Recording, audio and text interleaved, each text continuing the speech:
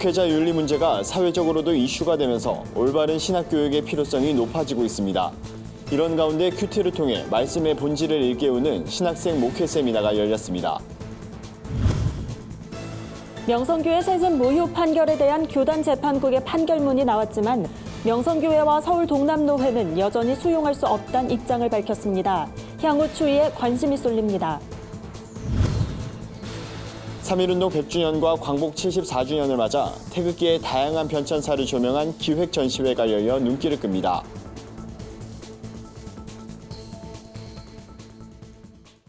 안녕하십니까. 구티비 뉴스입니다. 대형교회 목회자들의 성범죄나 재정 전횡이 잇따라 발생하면서 올바른 신학교육을 확립하는 것이 중요한 과제로 지목되고 있습니다. 이런 가운데 큐티를 목회에 접목시켜 신학생들을 영적으로 바로 세우기 위한 세미나가 열렸습니다. 진은희 기자가 보도합니다. 신학생들이 큐티를 활용해 목회 사역을 펼칠 수 있도록 돕는 세미나가 개최됐습니다. 이번 세미나는 목회자들을 위한 목욕탕 큐티 목회 세미나를 진행해온 우리들 교회가 목회자뿐만 아니라 신학생들도 영적으로 바로 설 수 있게 도와야겠다는 취지로 마련됐습니다. 이번 세미나를 열게 된 배경과 관련해 김양재 목사는 평신도 시절 큐티 모임을 해왔던 것이 현재 목회자로서 성도들의 마음을 이해하는 목회의 초석이 됐다고 말합니다. 그냥 큐티 목회 하나 했는데 부흥이 돼서 그 목사님들을 향한 그 목욕탕 큐티 목회 세미나를 이제 하기 시작했는데 그 10회가 됐어요. 그래서 이제 그 목사님들은 이미 돼서 이제 오셨지만은 이제 신학교 시절부터 이걸 좀 알리면 좋겠다. 예.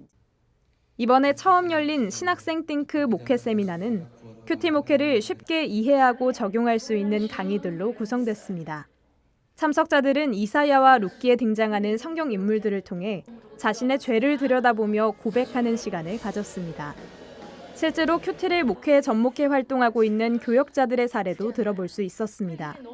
우리들 교회의 한 교역자는 큐티를 통해서 학벌, 외모, 가문 등이 그리스도를 믿는 본질을 방해하는 것을 깊이 깨닫고 회개했다며 자신이 의지하는 것을 내려놓고 가듯 말씀에 기반한 실천이 중요하다고 말했습니다. 신학생 자신의 내면의 죄를 정직하게 볼 수 있는 세미나인 것 같고 앞으로 또 설교를 하고 복음을 전할 때 어떠한 접근도 필요한지 알 수 있게 해주는 세미나가 아닐까. 세미나에 참석한 신학생들에게는 큐티를 직접 목회에 접목해 볼 수 있는 양육 실습 프로그램에 참여할 기회가 10주 동안 주어집니다. 교회 측은 앞으로도 한국 교회의 올바른 신학교육 확립을 위해 신학생 목회 세미나를 계속 이어나갈 계획이라고 밝혔습니다. 구티비 뉴스 진은입니다. 명성교회 세습 무효 판결문이 공개된 가운데 노회와 명성교회가 판결문 수령을 거부했습니다. 교단 정기총회가 한 달여 앞으로 다가온 가운데 이번 사태가 어떤 방향으로 흘러갈지 이목이 집중되고 있습니다. 총회 재판국은 판결문을 통해 세습 금지법을 제정한 총회 결의에 반해 서울 동남노회가 은퇴하는 목사의 직계비속을 위임 목사로 청빙하는 안건을 승인한 것은 교단 헌법을 명백하게 위반한 것이라고 밝혔습니다. 명성교회와 노회 측은 여전히 판결문을 받아들이지 않겠다는 입장입니다. 통합총회 헌법에 따르면 통합총회장이 판결 30일 이내에 집행을 해야 합니다. 하지만 총회장의 집행 지시 역시 교회와 노회가 이행하지 않을 수 있습니다. 사건 당사자가 재판 판결문을 수령하지 않은 사상 초유의 사태에 대해 재판국도 당황스러워하는 분위기입니다. 재판국은 앞으로의 대응 방안을 논의 중인 것으로 알려졌습니다. 이와 관련해 비대위 한 관계자는 교단법은 강제력이 있는 것이 아니라며 명성교회의 세습 무효 판결이 집행되도록 하기 위해선 노회에서 총회 총대 파송을 금지시키는 것이 전부라고 말했습니다.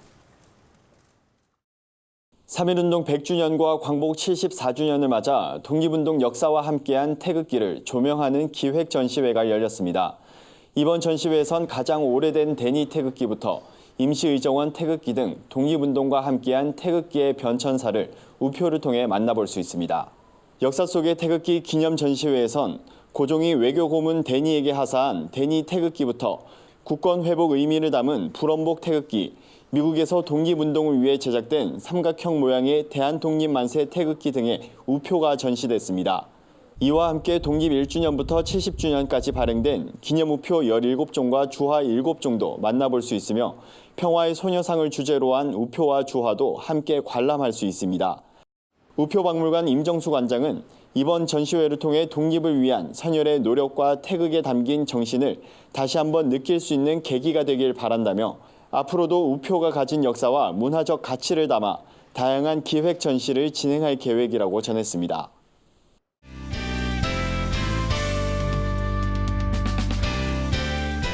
세상 속 크리스천들의 다양한 이야기를 만나보는 네포난의 교회입니다. 첫 번째 소식은 김재련 협력기관 기자가 보내왔습니다. 사단법인 복음의 전함이 유튜브 채널 복음밥TV를 개설했습니다. 젊은 층을 겨냥해 기독교 문화를 쉽고 재미있게 전달하기 위해서인데요. 복음밥TV는 복음이라는 키워드가 복음이란 단어와 유사하다는 점에서 착안한 명칭입니다. 복음의 전함은 단순히 크리스천 문화를 소개하는 수준을 넘어 비기독교인도 충분히 공감하고 즐길 수 있도록 네티즌과 소통하겠다는 포부를 밝혔는데요. 유튜브 채널 복음밥TV는 유튜브 검색창에 복음의 전함이나 복음밥TV를 검색해서 시청할 수 있습니다. 다음 소식은 부천 참빛교회에서 전해왔습니다. 참빛교회 중고등부가 여름방학을 맞아 중고등부 연합수련회를 다녀왔습니다. 그리스도인 일상을 살다란 주제로 2박 3일간 진행된 수련회에선 아침 큐티, 예배, 저녁 집회, 애찬식, 게임, 물놀이 등 다채로운 순서가 마련됐는데요. 참석자들은 하나님이 우리의 삶에 허락하신 일상의 은혜를 기억하며 삶 속에서도 하나님을 예배하겠다고 입을 모았습니다. 아침에 눈을 뜨면 밤에 잠들기 전까지 공부하느라 저녁도 제대로 챙겨 먹지 못하고 가족과의 시간도 다 포기해버리는 우리 중고등학생들에게 하나님께서 우리 일상 가운데 매일매일 오직 그날에만 주시는 은혜가 있다는 것을 함께 나누고 싶어서 준비하게 되었습니다. 학교에서의 삶에서 특히나 정말 유혹되는 것들도 많고 되게 매일 하나님께 회개했던 것들도 다시 그 죄로 똑같은 죄를 짓고 그랬던 경험이 너무 많아서 이제는 일상 속에서도 교회에서와 같이 하나님을 예배하는 삶을 살고 싶다는 생각을 했습니다. 저녁 집회 이후엔 서로를 격려하고 축복하는 시간이 이어졌습니다. 하나님을 처음으로 만난 친구들부터 다시금 하나님의 사랑을 마음에 되새긴 친구들의 고백이 이어져 감동을 전했는데요.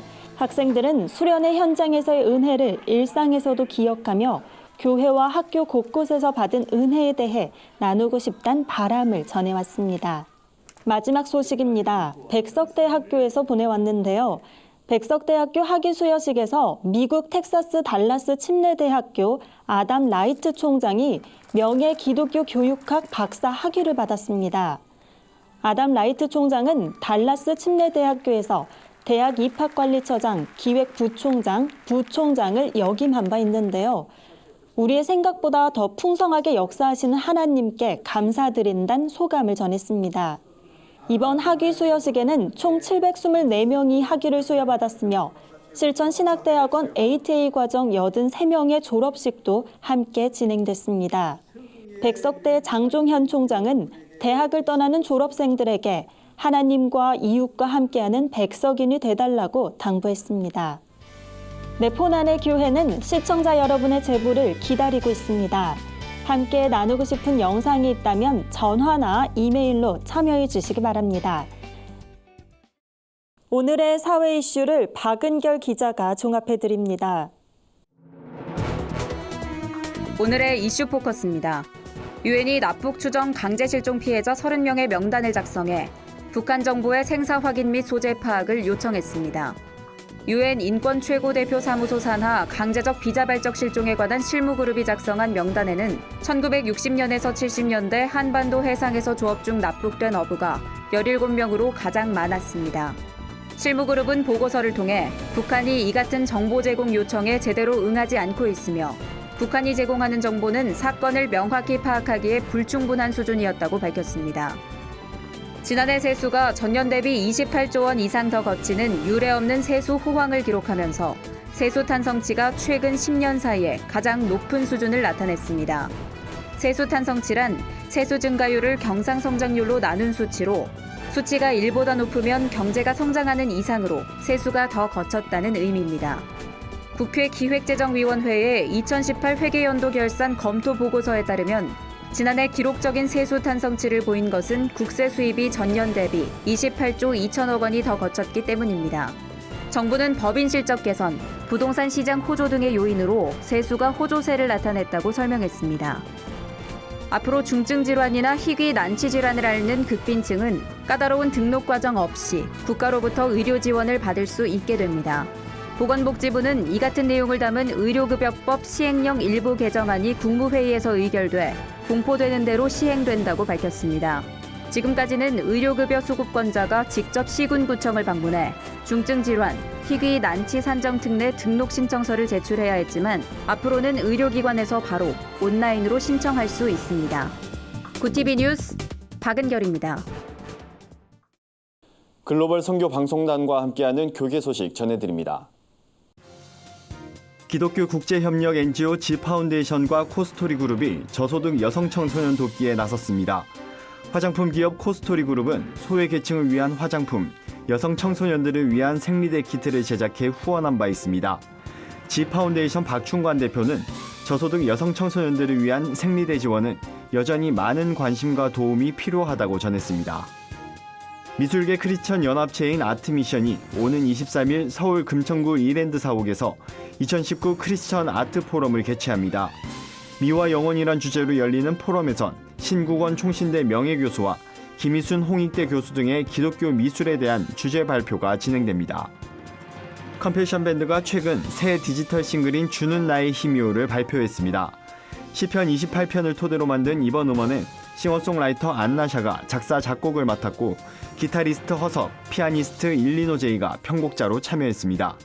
수익금 잔액은 가난으로 고통받는 전 세계 어린이들의 양육비로 사용될 예정입니다. 문화예술 분야의 꿈을 가진 다음 세대를 위한 일일 수련회 꿈을 경험하라가 이달 말 DSM 아트홀에서 열립니다. 홍대 드림처치가 다음 세대에게 비전과 도전을 주기 위해 기획한 행사로 문화예술 분야 전문가들이 멘토로 참여합니다. 분야는 유튜브와 창작, 뮤지컬, 디자인 등 다양한 영역이 마련됩니다. 이상으로 뉴스를 마칩니다. 구TV 뉴스는 인터넷 신문 데일리 굿뉴스를 통해서도 보실 수 있습니다. 시청해주신 여러분 고맙습니다.